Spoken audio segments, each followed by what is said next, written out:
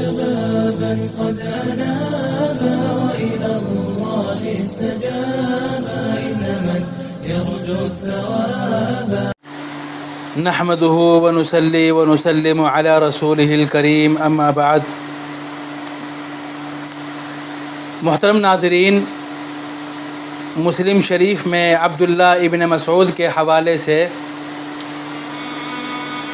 آخری جنتی کا واقعہ بیان کیا گیا ہے، اور یہ واقعہ بہت ہی دلچسپ ہے، خوبصورت ہے، اس لیے میں آج انشاءاللہ یہ واقعہ بیان کروں گا، اور اس واقعے سے اللہ تعالیٰ کی بندوں سے محبت، ان کے ساتھ شفقت، اللہ تعالیٰ کی رحمت اور اللہ تعالیٰ بندوں سے کتنی الفت رکھتے ہیں یہ بات بھی سمجھ میں آئے گی۔ یہ پورا کا پورا واقعہ مسلم شریف میں ہے۔ حدیث شریف میں آتا ہے کہ جب آخری جنتی دوزخ سے نکلے گا سزا کاٹ کر، اپنے اعمال کی سزا بھگت کر، تو وہ سب سے پہلے تو نکلتے ہی اللہ تعالیٰ کا شکر ادا کرے گا اور کہے گا کہ اس ذات کا اور اس خدا کا شکر ہے کہ جس نے مجھے تجھ سے نجات دلائی، چھٹکارا دلایا، یعنی آگ سے کہے گا کہ تیرے سے چھٹکارا ملا، اللہ کا شکر ہے۔ اس کا چہرہ جلا ہوا ہوگا، بدن جھلسا ہوا ہوگا، کیونکہ ابھی جہنم سے نکل کر آیا ہے۔ اب جب وہ جہنم سے نکلے گا تو کچھ دور اسے ایک ہرا بھرا درخت نظر آئے گا، اور اس کے نیچے پانی کا چشمہ دکھے گا کہ اس کے درخت کے نیچے پانی بہہ رہا ہے۔ اب وہ چونکہ جہنم سے نکلا ہے، پیاس بھی شدید لگی ہوئی ہے، تو وہ اللہ تعالیٰ سے درخواست کرے گا کہ یا اللہ، تو مجھے اس درخت کے قریب کر دے تاکہ میں اس کے سائے میں بیٹھ کر کچھ سکون حاصل کروں، پانی پی سکوں، اپنی پیاس کو ختم کر سکوں۔ تو اللہ تعالیٰ کہیں گے کہ میں اس درخت تک تجھ کو پہنچا تو دوں گا، لیکن یہ وعدہ کر کے اس کے بعد تم مجھ سے کوئی سوال نہیں کرے گا۔ تو وہ انسان کہے گا کہ میں وعدہ کرتا ہوں کہ اس کے بعد کوئی سوال نہیں کروں گا، بس تم مجھے اس درخت تک پہنچا دیں۔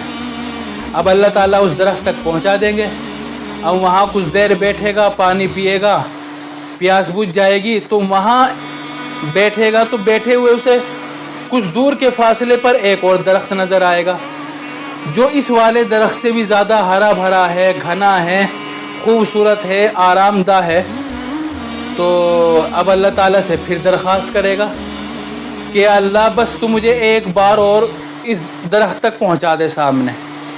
تو اللہ تعالیٰ کہیں گے بھائی تم نے تو مجھ سے وعدہ کیا تھا کہ میں آج اس کے بعد کچھ نہیں مانگوں گا، کوئی سوال نہیں کروں گا۔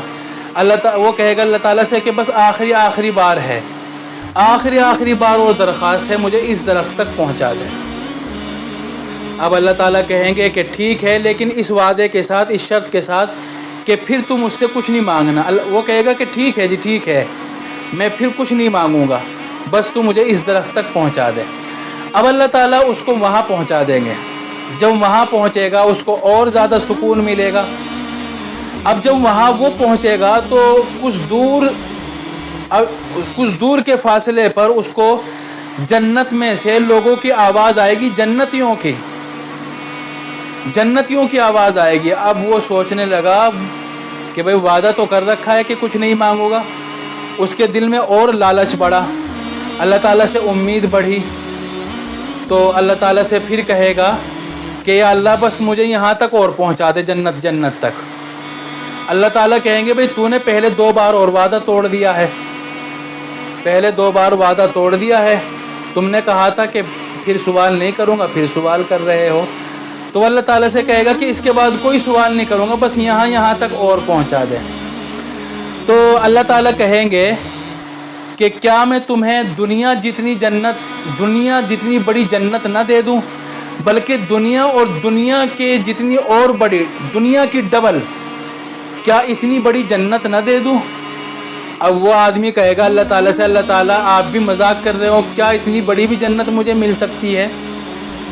اب اللہ تعالیٰ مسکرانے لگیں گے اور اللہ تعالیٰ فرمائیں گے کہ میں مذاق نہیں کرتا، میں حقیقت کہہ رہا ہوں، صحیح کہہ رہا ہوں، کیا تم تیار ہو اگر میں تمہیں دنیا اور دنیا جیسی اور اتنی بڑی جنت دے دوں؟ تو اللہ تعالیٰ سے کہیں گے کہ بھائی ٹھیک ہے، اس کو یقین بھی نہیں آتا، تو اللہ تعالیٰ پھر اس کو جنت میں داخل کر دیں گے۔ یہ مسلم شریف میں واقعہ بیان ہوا ہے تفصیل کے ساتھ۔ تو یہ انسان کا مزاج بھی اس واقعے سے معلوم ہوتا ہے کہ انسان کا مزاج کیسا ہے، اور آخرت میں نہیں، دنیا میں بھی مزاج ایسا ہی ہے۔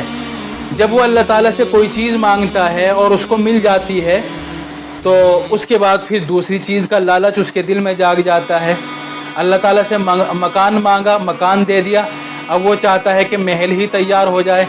اللہ تعالیٰ سے دعا مانگی کہ اتنا بڑا کاروبار ہو جائے کہ جس سے روزی روٹی چلتی رہے، اتنا بڑا کاروبار مل گیا، پھر اور دعا کرتا ہے کہ اتنا بڑا کاروبار مل جائے، یہ بھی مل جائے، وہ بھی مل جائے۔ تو یہ انسان کا مزاج ہے، دنیا میں بھی یہی ہے اور آخرت میں بھی یہی ظاہر ہوگا۔